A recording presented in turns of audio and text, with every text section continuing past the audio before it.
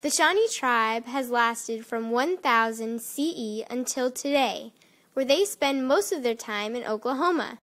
They used to live in Ohio, Virginia, West Virginia, Western Maryland, Indiana, Oklahoma, Pennsylvania, and Kentucky. Shawnee women wore skirts with leggings. Shawnee men wore breechclouts and leggings. The Shawnees wore moccasins on their feet. As they migrated from place to place, the Shawnees adopted clothing styles from many other Indian tribes and from white settlers as well. Sometimes they wore a beaded headband with a feather or two in it. The Shawnees were farming people. Shawnee women planted and harvested corn and squash.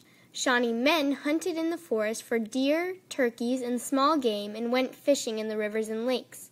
Shawnee Indian food included soup, cornbread, and stews. The Shawnees didn't live in teepees. They lived in small round dwellings called wiccoms or wigwams.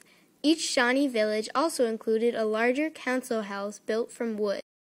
Tecumseh, which means shooting star, was born in March 1768 and died on October 5, 1813.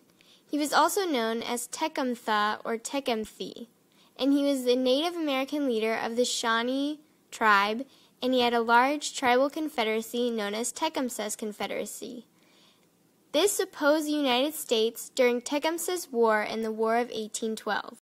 Tecumseh met with Indiana Governor William Henry Harrison to demand the rescission of land purchase treaties the U.S. had forced on the Shawnee and other tribes.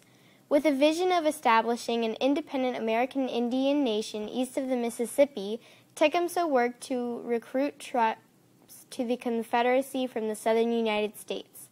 While he was traveling, Tenskwatawa went to war with Confederacy warriors, although much outnumbered by an attack by Harrison and his forces, and he was defeated in 1811 in the Battle of Tippecanoe.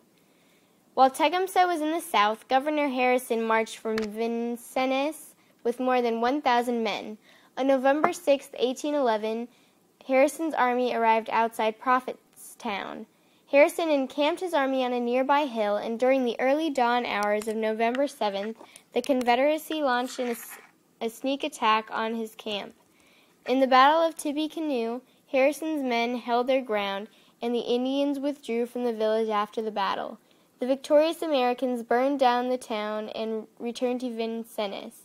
This struggle eventually became a part of the War of 1812.